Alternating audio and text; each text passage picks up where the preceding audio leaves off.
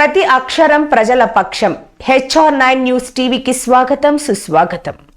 మడకశిల మండల పరిధిలోని నెమ్మలిగుట్ట కాలనీకి చెందిన ఈశ్వరన్ నేను సర్వే నంబర్ 462లో నేను నివసిస్తున్న ఇంటి ప్రక్కన Sriramulu son of late Narasimhulu, Rajasekhar son of driver Nagappa అనే వ్యక్తులు ప్రభుత్వ భూమి 5 సెంట్ల స్థలాన్ని ఆక్రమించుకున్నారు.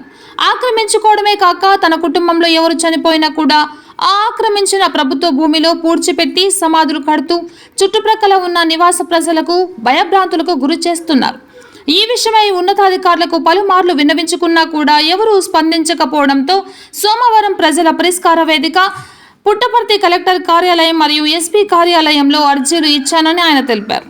ఇప్పటికైనా పై స్థాయి అధికారులు దీనిపై సమగ్ర విచారణ జరిపి మా కాలనీ వాసులకు న్యాయం చేయాలని కోరుతున్నామన్నారు.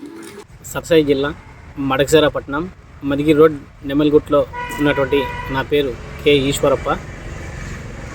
మా ఇంటి పక్కనే ప్రభుత్వ స్థలము ఉండే వ్యవసాయ మార్కెట్ యార్డ్లో పనిచేసేటువంటి మడకశిరలో వ్యవసాయ మార్కెట్ యార్డ్లో పనిచేసేటువంటి శ్రీరాములు, రాజశేఖర్ వారిద్దరూ ఒకే కుటుంబానికి చెందిన వాళ్ళు.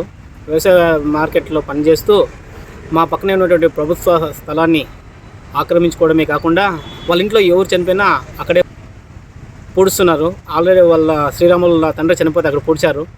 ప్రభుత్వ స్థలంలో పూడ్చడమైంది. అందులోనూ ఒక కుటుంబానికి అలా ఎలా వస్తుంది అంటే, మాకు పట్టా ఇచ్చారు, నువ్వు ఎవరికైనా చెప్పుకో, కలెక్టర్కి చెప్పుకో, ఎవరికైనా చెప్పుకో అని చెప్పేసి బెదిరిస్తున్నారు.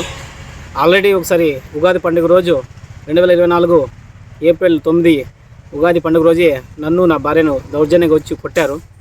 ఆ వీడియో అంతా కూడా స్టేషన్లో చూపించడానికి పోతే కనీసం మడకశిర పోలీస్ స్టేషన్లో చూడకుండా మాపైనే దౌర్జన్యం చేశారు.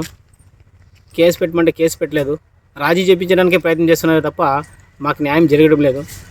వాళ్ళు విచ్చలవిడిగా అవినీతిగా సంపాదన చేస్తూ ఆ అవినీతి సంపాదనతో అధికారులందరినీ తనకు అనుకూలంగా మార్చుకుంటున్నారు. వీరిపైన కఠినమైన చర్యలు తీసుకోవాలని చెప్పి పెనుగొండ ఆఫీస్లో సబ్ కలెక్టర్కి అర్జీలు ఇచ్చాము, DSPకి అర్జీలు ఇచ్చాము, కలెక్టర్ ఆఫీస్లో అర్జీలు ఇచ్చాము. ఎక్కడ అర్జీలు ఇచ్చినా కూడా ఇప్పటికి 2 ఏళ్ళ నుంచి పోరాడుతూనే ఉన్నాము. ఎక్కడ కూడా న్యాయం జరగట్లేదు. కాబట్టి మరి ప్రభుత్వ స్థలాన్ని కేవలం ఒక కుటుంబానికి ఇచ్చారు కాబట్టి అందులో కాంట్రాక్ట్ ఉద్యోగస్తుల లేక రెగ్యులర్ ఉద్యోగస్తుల తెలియదు కానీ ఇలా దౌర్జన్యాలు ఎక్కువ చేస్తున్నారు. మరి ఎంతవరకు ఇది కరెక్ట్ అర్థం కావడం లేదు. మరి వాళ్ళకొక్కరికే ప్రభుత్వ స్థలాన్ని సమాధులు కట్టుకోవడానికి ఇచ్చారా? వాళ్ళకొక్కరికే హక్కు ఉందా రాజ్యాంగంలో? మరి రాష్ట్రంలో ఎవరికి హక్కు లేదా? మరి అయితే విలేకరులు సమాజం కోసం పాటుపడుతున్నారు కదా, వాళ్ళకి లేదా హక్కు? విద్యార్థుల కోసం ఉద్యమాలు చేస్తున్నటువంటి విద్యార్థి సంఘాలు వాళ్ళకి లేదా హక్కు? మహిళల కోసం ఉద్యమాలు చేస్తున్నటువంటి మహిళా సంఘాలు వాళ్ళకి లేదా హక్కు? మరి ఎంతోమంది సమాజం కోసం పోరాడుతున్నారు కదా, వాళ్ళ ఎవరికి లేని హక్కు వాళ్ళకొక్కరికి ఎందుకు ఇచ్చారు వీళ్ళు? అయితే వాళ్ళకి ఎలాగైతే ప్రభుత్వ స్థలాన్ని సమాధి పూడ్చుకోవడానికి ఒకే కుటుంబానికి సమాధి పూడ్చుకోవడానికి ఇచ్చారో, అలాగే ప్రతి కుటుంబంలో మడకశిరలో ఉన్నటువంటి పట్టణంలో ఉన్నటువంటి ప్రతి కులంలోనూ ప్రతి కుటుంబంలో ఉన్నటువంటి ప్రతి కుటుంబానికి, తర్వాత విలేకరులకు, తర్వాత విద్యార్థి